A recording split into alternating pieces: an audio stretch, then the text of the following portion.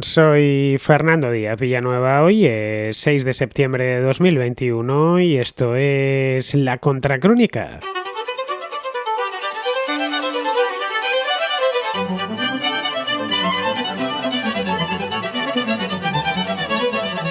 Desde la semana pasada, 7 de cada 10 españoles ha recibido ya las 2 dosis de la vacuna contra la COVID.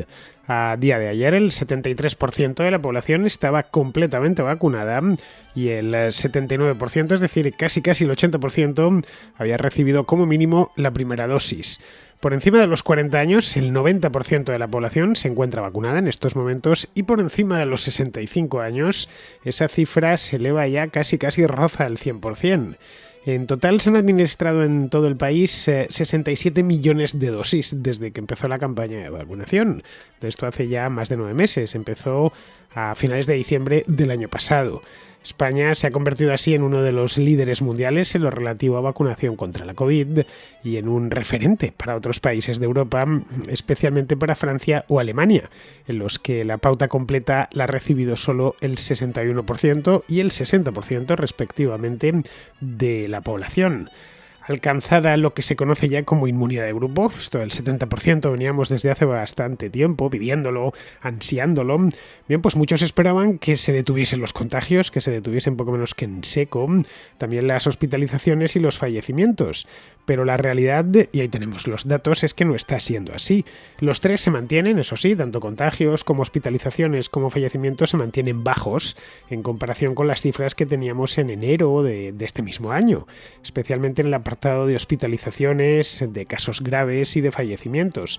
Pero tanto en España como en otros países de Europa y del mundo, con tasas de vacunación muy altas, se siguen registrando contagios, también ingresos en unidades de cuidados intensivos y desenlaces fatales a causa de la COVID. La mayor parte de las hospitalizaciones y también de los fallecimientos se deben a personas no vacunadas. Esto es algo que ha trascendido ya en distintos países, pero los contagios siguen su curso, tanto entre los no vacunados como entre los ya vacunados. Eso ha tenido mucho que ver, según señalan los expertos, con la irrupción de la variante Delta, que hoy es la dominante en muchos países y que, como ya vimos en la contracrónica aquí hace cosa de un par de meses, es mucho más contagiosa que las anteriores. La pandemia, de cualquier modo, ha entrado ya en una nueva fase, mucho menos mortífera, mucho más manejable también, en la que la vuelta a la normalidad no solo es recomendable, sino necesaria. Pues bien, para hablar de esto, hoy en el programa tenemos a Andrea Martos Esteban, una vieja amiga de la Contracrónica, que está en persona con nosotros y no por teléfono, porque la Contracrónica, es decir, yo mismo, he viajado hasta Cambridge, en el Reino Unido, para encontrarme con ella. Así que, sin más demora, empezamos con la contra de hoy, que promete ser muy interesante.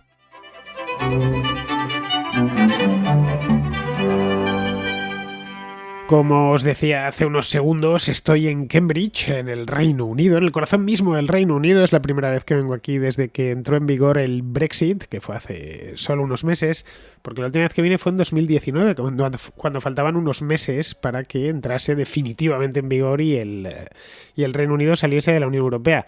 La verdad, no han cambiado mucho las cosas por lo que he podido ver. Veo un poquito más de nacionalismo, más banderas británicas, pero vamos, una cosa, no lo sé, quizá los que pasan aquí todo el día lo verán más que yo. A mí, desde luego, me ha llamado la atención que en el supermercado, por ejemplo, hoy pues veía mucho British y demás, pero el resto está todo igual. Vamos, que podéis seguir viniendo desde España, por lo menos, que no vais a encontrar apenas diferencia alguna. Bien, pues estoy aquí en Cambridge y estoy con Andrea. Es la primera vez que hacemos un programa juntos aquí en Cambridge, porque en Madrid hemos hecho unos cuantos. Muy buenas, Andrea, ¿cómo estás? Muy buenas, Fernando. Encantada de tenerte por aquí, de, por supuesto, volver a la contra. Sí, bueno, estuve aquí hace 2 años, acuérdate, en verano. Lo que pasa es que no hicimos programa, decidí parar, estuve unos días y hice algún programa que no recuerdo, pero no estuviste tú en él. Claro, todavía no había estallado la pandemia y claro. no era algo que, pues hablar de medicina o de bioquímica no era algo que estuviese en la agenda. Hoy, en cambio, sigue en la agenda y sigue desde hace año y medio. Estamos ya en el mes de septiembre, acabo de comentar, bueno, los últimos datos en España y en otras partes del mundo, especialmente de vacunación. Como supongo que ya sabrás, en España la semana pasada se superó el famoso y esperado 70%, es decir, la famosa inmunidad de grupo. En otros países está muy cerca. A nivel de la Unión Europea también se ha superado. Y claro, mucha gente está diciendo, vale, ya lo hemos superado, está prácticamente todo el mundo vacunado. Es decir, por encima de los 30-40 años es difícil encontrar a alguien que no está vacunado. Pero a pesar de todo sigue habiendo contagios, sigue habiendo hospitalizaciones, incluso algunas graves en las unidades de cuidados intensivos, y sigue habiendo fallecimientos. En España aproximadamente de promedio unos 90-100 diarios. Bien, habría que ir caso por caso evidentemente, pero lo que nos dicen los datos desde hace ya 2 o 3 meses es que no en el caso de los contagios, porque los vacunados por lo visto se contagian de la misma manera que los no vacunados, pero sí en el caso de las hospitalizaciones y por supuesto de los fallecimientos, los vacunados terminan con menos frecuencia, con mucha menos frecuencia. Estos son los datos extraídos de distintas partes del mundo y por supuesto se mueren menos. Sí, esto es efectivamente así, aunque habría que hacer un matiz. Al final, la vacuna, entendido así de manera holística, es fácil, o hablar de la vacuna de manera holística es un poco fácil llevarse a engaño o a malentendidos. Entonces, yo diría que separemos los efectos de la vacuna en dos. El primero, la prevención de COVID sintomático, y el segundo, la prevención de COVID sintomático, ¿de acuerdo? Asintomático y sintomático. En el caso de los sintomáticos, que pueden derivar posteriormente a casos graves, hospitalizaciones, etc., la vacuna, incluso frente a la variante Delta, se ha demostrado extraordinariamente exitosa. Aunque las hospitalizaciones no se previenen al 100%, sí que se previenen en un altísimo porcentaje, superior en la mayor parte de los casos, salvo que exista algún tipo de patología previa o condición que predisponga al sistema inmune a no estar tan preparado para construir esa nueva inmunidad frente al SARS-CoV-2. La protección de la vacuna es excelente, como decía. Después tenemos el caso de los contagios sintomáticos per se. Estos contagios se pueden seguir produciendo en la medida que la vacuna no es una especie de murete que se levante sobre nosotros, sino que toda vez que el virus ha entrado, lo que hace la vacuna es lo que enseña la vacuna a nuestro cuerpo es a generar inmunidad sobre ese virus que ha entrado, pero no previene físicamente la entrada del virus en nuestro organismo. La tercera pata del banco es ese otro grupo que decíamos antes, que es las infecciones asintomáticas. Las infecciones asintomáticas, como en el caso anterior, se pueden seguir produciendo. El asunto y donde vemos la efectividad de las vacunas es que el número de casos se reduce y el número de casos totales de contagio se reduce, el número de hospitalizaciones prácticamente, no desaparece, pero se hace mínimo, y lo que varía es la distribución de los casos restantes entre casos sintomáticos y casos asintomáticos, de manera que la importancia y el peso de la COVID-19 sobre la población general disminuye significativamente. Y he ahí la importancia de las vacunas. Luego, estamos ante una pandemia distinta que la de hace un año, o la de hace incluso 8 o 9 meses. Efectivamente, es totalmente distinta. Al final, conforme avance el tiempo, y esto lo podemos comentar en más detalle, el SARS-CoV-2 tiene la habilidad de hospedarse en múltiples hospedadores, por así decirlo, valga la redundancia. Quiere decir que no solamente infecta a humanos, en dado casos de afectaciones a perros, a gatos, a otros seres vivos. Esto quiere decir que la erradicación al 100% sobre la faz de la Tierra del SARS-CoV-2 es extremadamente difícil. Luego, esto implica que lo más probable es que se produzca una endemización de la COVID-19. No que desaparezca por completo, sino que sea algo que viva con nosotros. Eso sí, sus efectos serán muy distintos a aquellos que conocemos de marzo-abril del 20. Bien, aquí me viene una pregunta importante que creo que se ha hecho todo el mundo. Yo estoy vacunado con las 2 dosis, como bien sabes, además desde el mes de julio. Creo que tú también, ya te las han puesto aquí en el Reino Unido. Así es. Las 2, ¿no? Así es. Bien, necesitaremos una tercera dosis porque eso se viene, hay un run desde hace cosa de un mes y medio, con que nos van a cascar la tercera dosis y luego vendrá la cuarta y luego la quinta, o directamente con estas 2 dosis nos bastará y nos sobrará. Bueno, a esto es un poco jugar con la bola mágica o la bola que predice el futuro, pero sí que podemos apuntar algunas cosas. La primera es que no todos los seres humanos son capaces, aislándonos completamente del tema del SARS-CoV-2 y de la COVID-19, no todos los seres humanos son capaces de montar una respuesta inmune contra una amenaza externa, contra un agente patógeno externo, con la misma intensidad y una respuesta inmune igualmente fuerte. Luego, esto implica que no todos los seres humanos van a reaccionar igual al efecto de la vacuna. Con esto en mente hay que entender que no todos los individuos vacunados tienen exactamente la misma inmunidad. Consecuencia, hay personas que por su genética, por su historia familiar, por alguna patología que estén sufriendo en este momento, tienen al final una menor capacidad de montar una respuesta inmune contra el SARS-CoV-2 debido a o gracias a la vacuna. Para estas personas, ahora mismo se está empezando a administrar esa tercera dosis y tiene todo el sentido del mundo, porque en la medida que nuestro sistema inmune no es capaz de hacerlo por sí mismo, para esas personas tiene sentido. Luego, es probable que nos llamen para una tercera dosis. Es posible, lo cual no tiene nada de extraordinario ni de peculiar en la medida que para otras enfermedades hay dosis de refuerzo, ¿no? Que efectivamente. Se llama de recuerdo o algo sí, así. De recuerdo. Bien, hay gente que se vacuna. No es mi caso, pero no lo he hecho nunca, pero mi padre creo que se vacuna todos los años de la gripe. Bueno, tiene casi 80 años, claro, es normal. Y tampoco se arma ninguna escandalera, ¿no? Sí, efectivamente. Es una vacuna que a personas mayores se les administra todos los años para que estén más protegidos de la gripe. Véase que esa vacuna tiene una efectividad menor a la que estamos acostumbrados con las vacunas contra la COVID-19, que es fantásticamente alta, y aún así no hay ningún tipo de problema. Se asume que es lo que tenemos y en la medida que es la mejor herramienta de que disponemos, ¿por qué no usarla?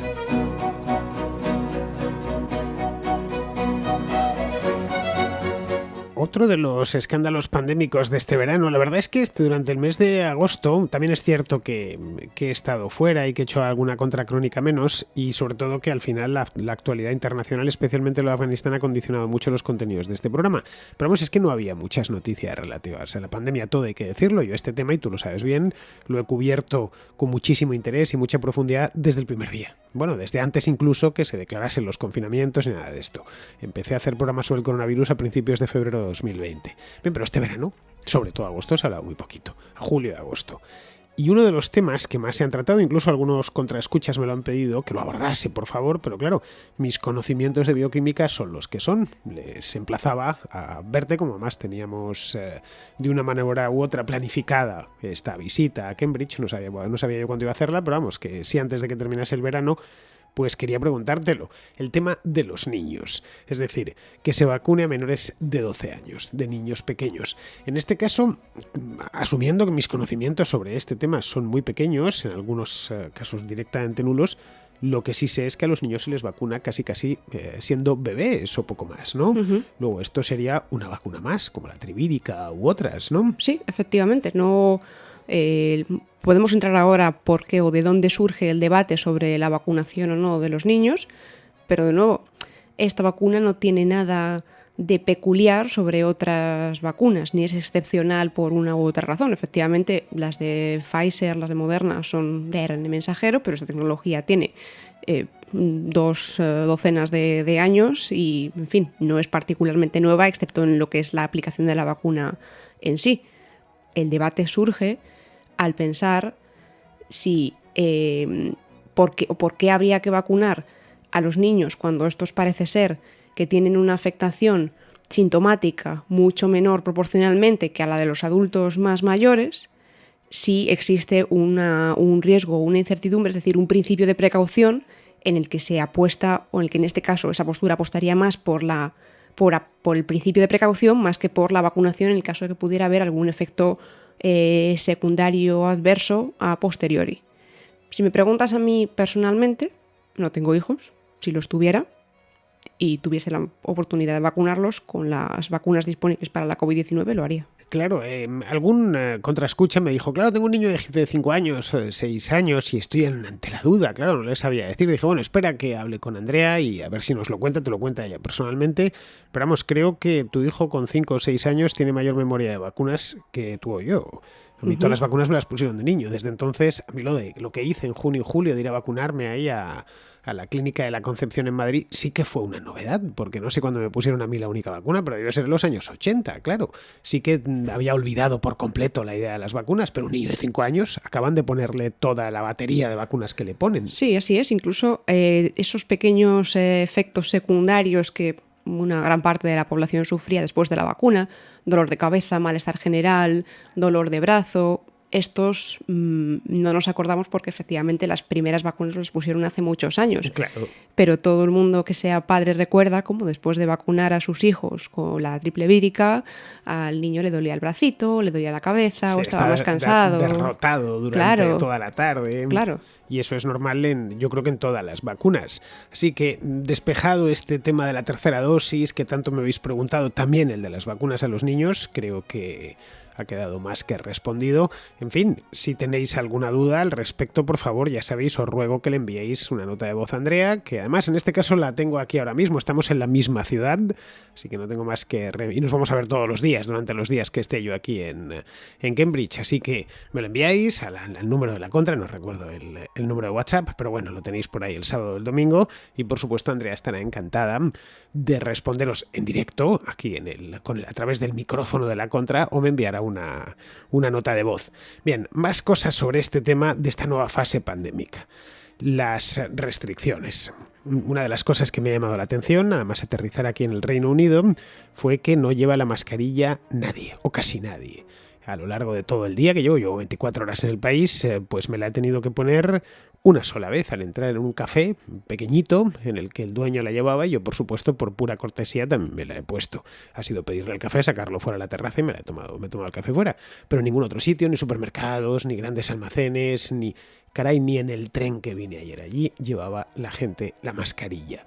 Luego veo que aquí las restricciones, a pesar de los 1000 papeles que me han pedido para entrar en el país, que si certificado de vacunación, que si test, que si un formulario que tuve que rellenar estando en Madrid que era larguísimo, les escribí el Quijote en verso a estos hombres, nada, no me lo miró nadie más que la azafata de la línea aérea. Bien, aquí veo que las restricciones son más laxas de lo que son en España, pero sí, infinitamente más laxas. Así es, bueno, de hecho, a partir del famoso y así llamado como Freedom Day, no hay ninguna restricción. Esto fue en julio. Efectivamente, ya no hay ninguna restricción COVID, a excepción de unos casos muy puntuales de, véase, hospitales, residencias de ancianos, etcétera, pero casos extremadamente puntuales y que tiene, digamos, sentido clínico mantener esa restricción. En el fondo, habría que entender que a estas alturas de la pandemia no hay una regulación que cubra todos los casos de uso. Por ejemplo, si yo fuese una persona, por ejemplo, una de mis tías es una persona mayor, tiene 79 años, va a hacer la compra por sí misma, no tiene grandes problemas de salud, algunos problemas con la coagulación, las plaquetas, etc. Si me viniese a visitar, ojalá, y fuese a un supermercado, yo le animaría a que se pusiese la mascarilla, aunque no fuese obligatorio. Es más, yo misma me la pondría también. Ahora bien, si voy en un tren, estoy completamente sola. Como te pudo haber pasado a ti ayer, me pasó a mí hace unos días y no hay nadie más. En el fondo es como si estás paseando por el campo prácticamente. No, ayer el tren venía vacío. Bueno, no sé, creo que era yo el único en el vagón. Evidentemente era muy tarde, debía ser el último tren que venía desde el aeropuerto de Stansted hasta aquí y venía yo solo, evidentemente. Había en el vagón de al lado, creo que había una familia y poco más, y me llamó la atención porque nadie lo llevaba, ni en la estación de tren del aeropuerto, ni dentro del convoy. Por supuesto, yo me sentí de golpe como en una situación muy extraña, diciendo ¿qué hago? Me la quito, me la pongo, pero realmente no hay nadie, así que al final me la bajé, claro, total, a media hora que se tarda desde Stansted hasta aquí, no iba con nadie en el vagón. Me pareció que era, más desde que llegué anoche, me pareció que el sistema de restricciones aquí está más apegado a la realidad de lo que, por ejemplo, tenemos en España, donde seguimos con un normativismo feroz, especialmente en ciertas comunidades autónomas. Pues en el fondo... yo estoy más de acuerdo con el sistema que se está implementando aquí, con tratar de hacer que una restricción concreta cubra todos los casos de uso. El caso que comentaba esta mañana, el café, aquí hay tiendas pequeñitas, cafeterías en las que si la tienda tiene unos pocos metros cuadrados, un techo relativamente bajito, el dueño probablemente lleve mascarilla y te pida, o a ti si te ocurre de entrada, en la medida que la circulación de aire y posiblemente la concentración de CO2, etcétera, sea más elevada en ese entorno concreto, te pones la mascarilla, haces la gestión y ni me lo ha pedido. Lo del café lo he visto al entrar, he visto que el café era pequeñito y que había un señor y que tenía la mascarilla puesta. Digo, bueno, pues por pura reciprocidad me la voy a poner también, porque la verdad es que el café era un café que me había recomendado tú, muy en el centro, sería un café excepcional, por cierto. ¿Cómo se llamaba el café? Expresso Lane. Expresso Lane, sí, está muy cerquita de la plaza del mercado de aquí de Cambridge, y os puedo garantizar que un café fuera de lo común. Y además de café tienen cannoli, que es un dulce siciliano que a mí me encanta. Bueno, hasta en cierta ocasión, cuando trabajaba en la Gaceta, le hice una columna dedicada a los cannoli y a una siciliana que me los había preparado y que me los había preparado en una ocasión y que, bueno, me pegué el mayor atracón de mi vida de cannoli. La cuestión que al entrar en el Expresso Lane he visto que lo llevaba y yo me lo he puesto también, y todo el mundo que estaba entrando por café se lo ponía, pero en el resto de la ciudad nada, cero. Bueno. Y tampoco veo que hay limitaciones de aforo. Me puedo columpiarme si en por alguna circunstancia concreta en un teatro muy pequeño resulta que hay una regulación específica. No te puedo concretar hasta ese caso extremo, pero en líneas generales, tema aforos y tal, en la medida que cumplan con la regulación estándar, digamos, pre-COVID, quizá actualizada con la concentración o medidores de concentración de CO2 en el ambiente, etcétera. No hay más. Es que en España hay un poco de escándalo, de movimiento, porque tampoco es un escándalo. La verdad es que esto es solo para los aficionados, y es el tema de los estadios de fútbol. Resulta que en primera y en segunda división, bueno, el año pasado no podía ir nadie. La gente lleva año y medio siguiendo el fútbol por televisión. Este año ya permiten, pero permiten con un límite de aforo, que no recuerdo el porcentaje exacto. Bueno, que los estadios van a estar a medio llenar, en definitiva.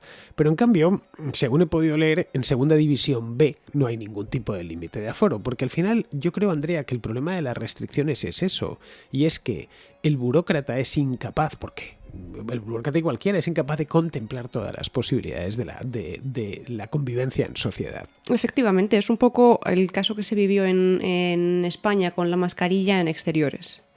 En principio, idealmente, la idea de la regulación o el espíritu de la regulación es cuando haya grupos de gente, pónganse la mascarilla, o cuando entren a espacios no cerrados, pero siquiera con un tipo de tejadillo o algo así, pónganse la mascarilla. En definitiva, cuando haya aglomeraciones o espacios relativamente cerrados, pónganse esa mascarilla. ¿Qué pasa? ¿Hasta qué punto puedes asegurarte de que esa ley se cumple? ¿Cuánto es muchas personas? ¿Cuánto es cuánto de cerca? ¿Durante cuánto tiempo? Resultado, la única manera que tuvieron, esto no quiere decir que comparta que se tuviese que llevar la mascarilla en exteriores, pero ¿hasta qué punto o cómo pueden ellos asegurar que todo el mundo cumpla con ese mínimo de mascarilla cuando sí se requiere? Haciendo una ley que lo cubra todo. Siempre, en toda circunstancia, mascarilla en exteriores. Pase lo que pase, se vieron esas situaciones un tanto ridículas de un tipo que se iba a mitad del campo a 10 kilómetros del ser humano más cercano, pero tenía que llevarla puesta. Claro. Bueno, digamos, cierta lógica soviética que entra dentro de la antología del disparate, ¿no? Bien, los que defienden que aumenten las restricciones o que se endurezcan, que los hay, evidentemente. Ya sabes, estos del COVID-0 quiere que vivamos muchos de ellos en una especie de estado de excepción hasta que el virus desaparezca, como si estuviese en nuestra mano hacerlo desaparecer. La verdad es que no, hay que asumir nuestras propias limitaciones como especie, incluso con todos los avances médicos y científicos de nuestro tiempo. Es muy probable que no consigamos hacer desaparecer al coronavirus, al SARS-CoV-2, y si desaparece, seguramente sea por motivos naturales y no tanto porque nosotros le hemos estado asediando. Bien, estos que te dicen, no, es que hay que hacerle desaparecer y entre tanto tenemos que vivir, pues poco menos que casi obsesionados, están obsesionados con el virus como ellos, ¿no? Bien, te dicen que es que la nueva variante, esta variante Delta de la que hablé aquí en la Contracrónica hace 2 meses o 2 meses y pico, es endemoniadamente contagiosa. Poco menos que te juntas con una persona, te cruzas con ella por la calle y te la contagia, una cosa así. ¿Hasta qué punto eso es cierto? Porque, a ver, yo te digo una cosa, yo hago una vida prácticamente normal, he viajado muchísimo a lo largo del mes de agosto, he estado en distintos puntos de España, hasta de las islas, caray, he estado también en Europa, he estado en Alemania, me he hecho un test y estoy limpio, aparte de la vacuna que me puse. Y ojo, y he visto gente, he entrado, salido, he cenado, he comido, he paseado, he hecho de todo, he ido en aviones, en ferrocarril. no lo sé, quizá no sé hasta qué punto es tan contagiosa como dicen. Efectivamente es significativamente más contagiosa, pero de nuevo, volvemos a tener que explicar en una sola frase una casuística muy variada. Si puede ser que esa persona que se contagia tenga un sistema o haya montado una respuesta inmune tras la vacuna muy poco o comparativamente menos efectiva. En cualquier caso, como no podemos hacer variante a variante, caso a caso y individuo a individuo, hay que asumir que el COVID-0 es prácticamente imposible. Y de no serlo, desde luego no va a suceder mañana, ni a la vuelta de 3 meses, ni de 6 meses, ni de un año. Entonces, intentar que la regulación sea la de marzo del 20 en marzo del 22, salvo que las cosas cambien sustancialmente, no tiene particular sentido. Entre otras cosas porque van a seguir surgiendo variantes. No tiene mucho sentido hablar de ellas en un programa divulgativo. Ahora hay otra, la variante Mu, pero hay otras muchas que tienen su origen, después se desvanecen y no van más allá. Entonces, bueno, al final, ¿la variante Delta es peligrosa? Sí, sí que lo es. Especialmente para aquellos que no se vacunan. Especialmente. Luego, lo mejor que uno puede hacer para evitar y para quitarse de restricciones y para eventualmente conseguir que el COVID, si no sea 0, sea 0,5, es vacunarse. Luego otro tema que también quería hablar contigo para que veas que me he venido aquí a Cambridge con un montón de notas en la libreta. Bien, hace unos días, exactamente semana y media creo, leímos todos los que estamos interesados en la actualidad que unos científicos israelíes estaban trabajando sobre un tratamiento antiviral y que funcionaba en sus resultados preliminares bastante bien contra la COVID. Bien, estos científicos, eran bioquímicos concretamente israelíes, son unos de los muchos que están por todo el mundo tratando de encontrar lo que es el complemento a la vacuna, que es el tratamiento. Bien, en el momento en que este tratamiento se llegue a tener, evidentemente, entre vacunas y tratamiento, la COVID puede seguir por ahí danzando todo el tiempo que quiera, pero ya nos va a dar igual. Si alguien enferma, se le da ese tratamiento y asunto resuelto, ¿no? Efectivamente, en la medida, sobre todo, de que esos tratamientos nunca van a ser una foto, es muy improbable que sean una foto fija. Los tratamientos se van actualizando continuamente, de la misma manera que se actualiza la vacuna.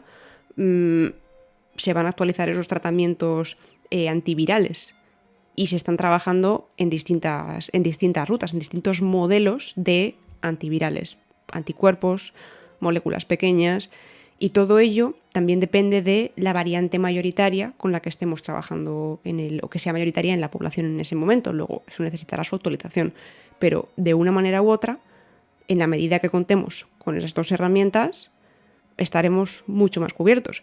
De nuevo, de acuerdo cuando hablábamos en su momento de la vacuna, el antiviral no va a ser un antiviral. De nuevo, esto no es un guante de látex de estos del laboratorio que la talla M le vale a todo el mundo, el de la mano pequeña y el de la mano grande. Va a haber una casuística variable en función de si tiene una edad u otra, si tiene alguna otra patología, alguna otra contraindicación específica. Habrá unos u otros antivirales, variantes, etcétera. Y sobre eso se seguirá trabajando y el tratamiento de este equipo israelí está muy avanzado. Tú, de cualquier manera, como científica que eres, ¿cómo ves el estado de la cuestión? Porque hace año y medio, ¿te acuerdas cuando hablamos la primera vez sobre este tema? Todavía no había, fue en febrero.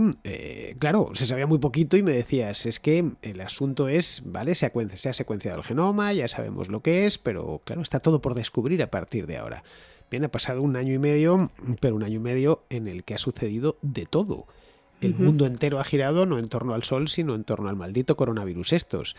Así que algo se ha tenido que avanzar en todos los aspectos. El conocimiento no solo propiamente físico del coronavirus, sino también de todo lo que hace. Sí. Ahora sí hay casuística. Desde luego que hay casuística, una casuística, por desgracia, muy extensa. Se conoce por supuesto todas las partes del coronavirus, su genoma, todas sus proteínas, cómo interaccionan, etcétera, y más que se seguirá sabiendo, entre otras cosas porque esto ha abierto la puerta, más que la puerta ha abierto el interés a la investigación en este tipo de virus.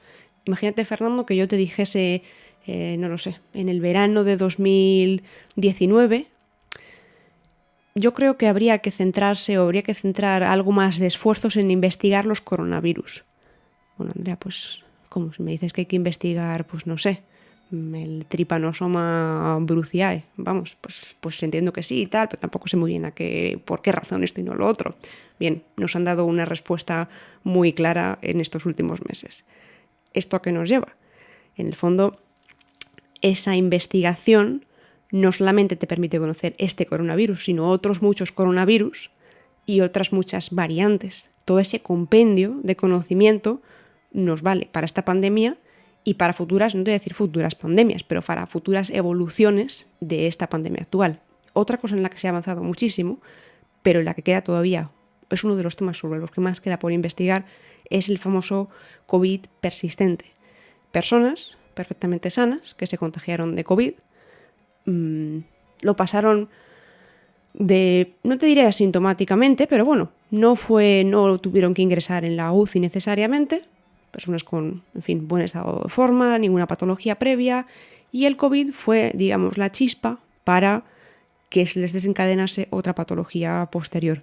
Sobre esto sí que queda por investigarse y no es un tema baladí, de ahí que, de nuevo, sea otra de las razones por las que la vacunación sea tan importante. Nadie quiere verse en ese caso. Bueno, tú defiendes la vacunación desde que empezaron. Recuerda, ya por el mes de noviembre, cuando Pfizer anunció la disponibilidad de la primera, y desde diciembre, cuando se empezó a vacunar en los principales países del mundo, has sido una gran defensora. Yo la verdad es que he seguido tus consejos, me vacuné cuando me llamaron.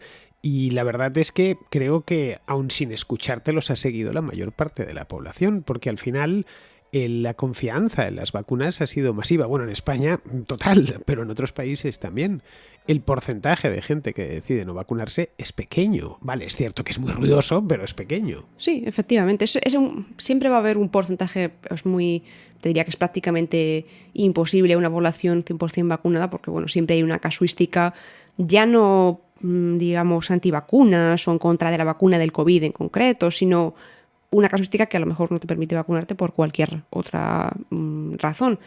Pero al margen de eso, la población, digamos que frente a los hechos incontrovertibles ha asumido que, bueno, si esto va a evitar, si de 10 papeletas que tengo, esto me va a quitar las 4 que me llevan al hospital, las 2 que me quitan el caso severo y me quedo con un par de cartas de quizá COVID asintomático, y lo más que me puede pasar en el 99,9% de los casos es que me duela un poco el brazo o que me pase una noche un poco mala, pues adelante. Bueno, y sobre todo salir de eso que decía yo hace unos meses del COVID state of mind, del estar... Por suerte la prensa poco a poco va saliendo, no sé si te has fijado, tanto la española como la británica como la de otros países. Por suerte están encontrando otros temas. No sé ahora si ya en el mes de septiembre se volverán a meter, pero vamos, los datos por lo menos en España no invitan demasiado.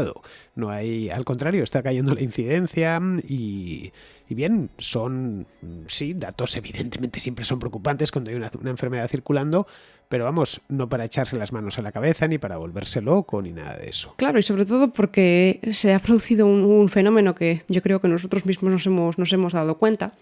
Llega un momento que tocamos la base el límite de lo divulgable. Es decir, si de repente ahora, como no ha habido más variante ni más, digamos, noticia científica per se puramente que la transmisibilidad elevada de la variante Delta, realmente no tiene mucho sentido de cara a la audiencia explicar a detalle molecular la variante Mu, la variante Lambda 1 o la variante, como se va a llamar la siguiente. Primero porque para explicarlo habría que hacer primero una especie de masterclass en 10 minutos de filogenética, de mutaciones, de evolución viral, etcétera, para que todo lo demás tuviera sentido. Entonces, digamos que llega un momento que tocas ese límite de lo divulgable, también porque es el límite de lo que le puede interesar a una audiencia general. Y yo creo que eso la prensa también se ha dado cuenta. Y más cuando no tienes un caso de realmente un problema serio en la calle, como si tenías, por ejemplo, en marzo o en abril de 2020. Claro. Con los hospitales practicando triaje, las unidades de cuidados intensivos colapsadas, etcétera. Hoy ni mucho menos es así. Efectivamente. Luego, lo dije a la contra que hice a finales de julio, antes de irme a Alemania, que decía, no, esto no cumple ninguna función social ya, más la de meter pánico sin ningún sentido. Y la misión de la prensa jamás, nunca debe de ser generar pánicos. Claro. Otra cosa es que algunos se dedican a eso, pero no debe de ser esa. Sino hacer el viejo y honrado oficio del periodista, que es contar lo que sucede y ponerlo en perspectiva, analizarlo, poner en relación las diferentes noticias y hacerlo de la manera más honrada posible y siempre apegada a los hechos. Bien, los hechos ahora mismo no nos dicen que haya una emergencia sanitaria. No. Desde hace bastante tiempo, además. Es decir, ceteris paribus, y si la vacunación sigue funcionando como está funcionando hasta ahora y todo sigue por este mismo camino, la emergencia sanitaria, la razón por la que nosotros mismos hemos empezado a hablar desde hace prácticamente ya 2 años de mutaciones, proteínas, interacciones, etcétera, deja de existir. En fin, yo estaré encantada de seguir viniendo a hablar de proteínas y de mutaciones, más aún todavía si no hay virus, sino simplemente por el puro amor al conocimiento. Bueno, si de algo tenemos que agradecerle al coronavirus, ya sabes aquel refrán de no hay mal que por bien no venga, es que la audiencia de la Contracrónica a lo largo del último año y medio ha llegado a conocerte mucho.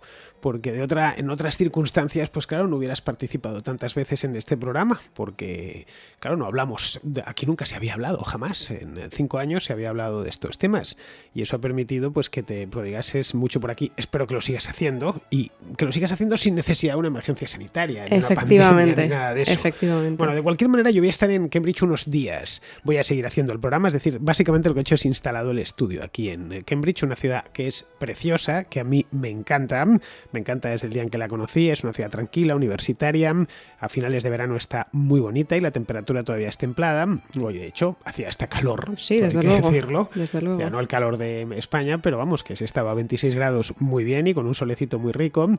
Y eso significa pues que voy a seguir la producción normal, pero además, como estoy aquí, además tengo a Andrea al lado, pues vamos a hacer uno de esos vídeos que hago yo por ahí de viajes, ¿no? Sí, te ofreces, ¿no? A enseñarnos Cambridge. Por supuesto, tenemos varias zonas que visitar y bueno, que nos... tenemos varios Cambridge a los ojos de varios personajes interesantes. Vale, porque me he traído la cámara. Yo ya lo conozco porque ya me lo enseñaste en su momento, pero quiero mostrárselo a toda la comunidad y que lo conozcan bien. Y además, como llevo ya unos cuantos lugares mostrados a lo largo de los 2 últimos meses, pues quiero que lo vean, porque esta ciudad merece la pena venir. Además, si estáis en España, está a solo 2 horas de distancia. Creo que de Barcelona o de Bilbao menos incluso, de Madrid son 2 horas y creo que menos tarda el avión en llegar, 1 hora 50, una cosa así. Es muy barato venir, el avión es muy barato y merece la pena, incluso con el Brexit. He empezado por ahí para que veáis que no hay ningún problema en entrar en Inglaterra, ni en Escocia, y ni en Gales. Se puede venir y te reciben los ingleses pues con todas sus cosas buenas, algunas malas también que tienen, como por ejemplo la comida, pero también tienen muchas cosas buenas. Yo, la verdad, los británicos es gente muy simpática, con mucho sentido del humor, siempre lo he dicho, y me parece pues gente muy amable, ¿para qué negarlo? Y muy graciosa. Y desde luego, si los contraescuchas se animan a venir de visita a Cambridge, yo me comprometo a facilitarles una lista de lugares recomendados y fundamental y muy importante de cafés recomendados. Sí, sobre todo el de hoy era espectacular. Y otra cosa, si hay alguien por aquí, por esta zona, por Anglia, East Anglia, que es todo donde está Cambridge, algún contraescucha, quiero decir, no tiene más que escribirme al teléfono, al WhatsApp de la Contra y podemos quedar por aquí estos días y nos podemos ir a tomar café. Cerveza no, que no me gusta, pero café sí, yo encantado. Y darnos un paseíto aquí a la ribera del Camp. Y de paso conocéis a Andrea, que lleva aquí no sé cuántos años, 5 o 6, viviendo un montón de tiempo. Desde febrero del 18, después de Dinamarca. No, pero viniste aquí antes, yo recuerdo. Cierto, en el verano de 2016 estuve aquí 4 o 5 meses. Que me lo contaste, me dije que habías estado en el departamento de bioquímica y estabas completamente que es donde trabajas ahora, claro. Fascinada, efectivamente. Que estabas fascinada por aquello. Bueno, queridos amigos, no queremos hacer el programa más largo porque además nos tenemos que ir a cenar, así que con esto ya terminamos y hemos cubierto de sobra el espacio de la Contra de hoy, hoy lunes 6 de septiembre. Como os he dicho, el estudio lo tengo montado ahora mismo aquí en Cambridge, así que mañana nos volveremos a escuchar. Muchas gracias, Andrea, por acompañarnos hoy. Pues nada, a ti, Fernando, y a todos tus contraescuchas. En breve la veréis a través de los vídeos de viajes, la veréis con mi camarita esa que está tan bien y que nos ha permitido a todos recorrer pues buena parte de España e incluso algún trocito de Europa como el sur de Alemania este verano. Muy bien, queridos amigos, pues con esto me despido de todos vosotros. Hasta mañana.